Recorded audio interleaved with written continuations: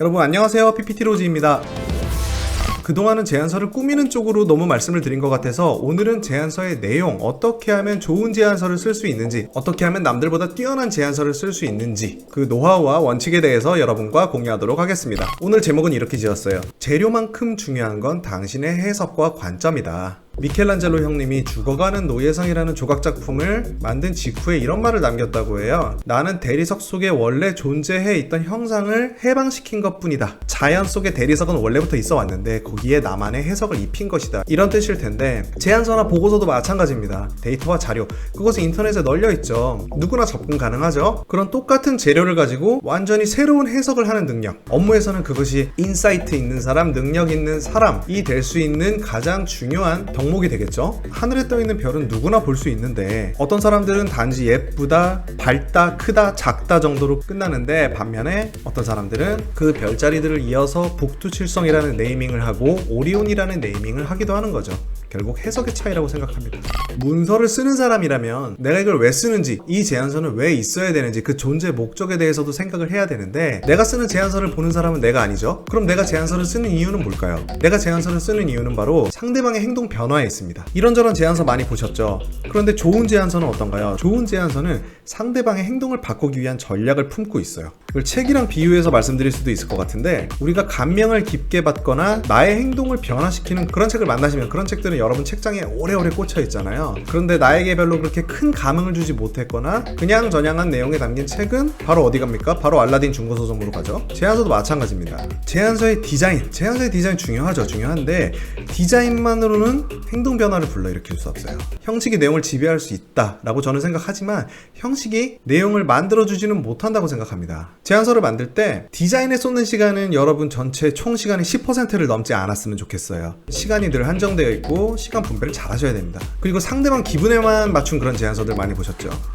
눈치를 너무 많이 본 케이스죠. 상대방의 특성이나 상대방의 상황, 그 회사의 상황을 잘 파악한 제안서는 훌륭한 제안서입니다. 그런데 그게 선을 넘게 되면 그만큼 내 의도는 사라지는 거예요. 그럼 정리하면 최악의 제안서는 이게 되겠네요. 상대방의 기분과 기준에 중점을 둔 내용 더하기 디자인만 예쁜 제안서. 찾아보니까 팔만대장경에 이런 말이 있다고 해요. 전부를 취하려고 하면 전부를 잃을 것이다. 여러분이 제안의 목적을 설정하셨다면 제안서 작성이나 발표는 딱 거기까지만 하셨으면 좋겠다 라는 말을 전달드리고 싶어서 이 말을 인용했는데, 제안은 속력이 아니라 방향이기 때문입니다.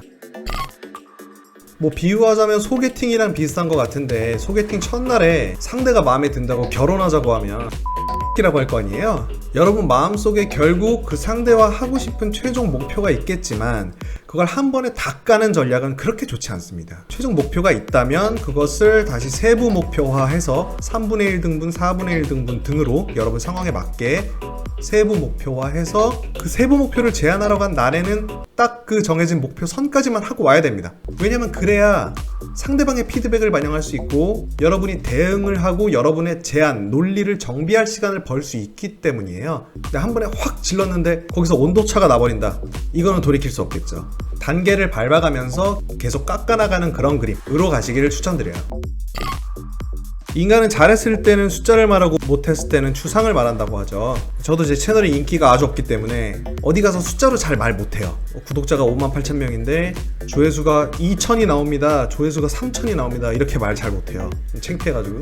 대신 잘 소개도 안 하는데 누가 소개해달라고 하면 사람들이 제안서 쓸 때 조금 더 쉽고 빠르게 썼으면 좋겠다는 마음에서 하고 있습니다, 이렇게 말하고 끝내는데 왜 그럴까요? 제가 잘하지 못했기 때문이에요. 숫자를 말하지 않고 추상을 자꾸 말하다 보면 사람들은 거기서 여러분의 자신감이 약간 결여됐다는 것을 캐치합니다. 그래서 여러분의 주장에서 중요한 페이지가 있으면 그 부분에는 어떻게든 숫자를 만들어서, 유리한 숫자를 만들어서 들이대야 하는 거죠. 그러니까 여러분의 주장이 터무니없는 게 아니라면은 근거랑 숫자는 결국 나오게 되어 있어요. 예를 들어서 제가 러쉬에 네이밍 변경을 제안하고 싶어서 가가지고 이렇게 말을 한다고 생각해보세요. 이번에 러쉬에서 새로 출시한 향수 프레쉬 에즈의 네이밍은 대중이 한 번에 인지하기에 쉽지 않은 것 같습니다. 그러니까 네이밍을 좀 바꿨으면 좋겠습니다. 이걸로요. 개논리죠. 아무도 그렇게 생각 안 하는데. 그래서 우리가 막 몇 천만 원, 몇 백만 원 들여서 설문조사 할 수 있는 건 아니잖아요. 방법이 있습니다. 길거리 인터뷰를 해서 목소리를 담거나, 뭐 여러분 인맥을 털어서 온라인 설문조사를 하거나, 아니면 모수 자체는 작지만 깊은 인사이트를 얻을 수 있는 FGI를 하거나 그런 식으로 하면 되겠죠? 그래서 똑같은 말이라도 뭐 대단한 설문조사를 하지 않아도 이렇게 말하는 게 훨씬 나아요. 주요 타겟인 20대 여성의 길거리 인터뷰 결과 프레쉬 에즈의 의미를 이해하는 사람은 20% 이하였습니다. 즉 직관적이지 않아 브랜드가 한 번에 인지되지 않는 것 같으니 네이밍을 바꾸었으면 좋겠습니다 등등등등 이렇게 이제 풀어나가면 되겠죠? 또 제안서에서 여러분이 크게 가져가야 될 아주 중요한 구조가 있는데 바로 문제를 발견하고 문제를 해결한다 입니다. 사실만 나열하는 제안서는 좋은 제안이 아니에요. 문제를 발견해주고 그 발견한 문제를 해결까지 해주는 제안서가 진짜 좋은 제안서입니다. 예를 들어 제가 킹트 디즈니를 컨설팅 해주는 회사인데 들어가서 이렇게 말해요. 코로나 장기화로 인해 월트 디즈니는 3분기에 큰 어려움에 직면하였습니다. 이에 4분기부터는 고정 비용을 아껴야만 안정적인 운영이 가능합니다. 여러분 이게 무슨 말인가요? 이거 아무 말도 아닙니다. 그냥 니네 어려우니까 열심히 해. 어우 열심히 해. 이겁니다. 이거 좋지 않고요. 제안은 이렇게 하면 안 돼요. 뭐 말은 그렇게 할 수 있죠. 아유 힘들지? 그래 우리 같이 좀 열심히 하자 이렇게 할 수 있죠. 근데 제안은 그렇지 않습니다. 제안은 이런 식으로 하는 게 훨씬 낫겠죠. 코로나 장기화로 인해 디즈니랜드 오픈이 미뤄져 3분기부터 적자에 돌입했는데요. 전 직원의 30%를 무급 휴가 조치하면 앞으로 5개월간은 안정적 운영이 가능할 것으로 보입니다. 등등등등등. 이렇게 풀어나가는 게 훨씬 낫겠죠?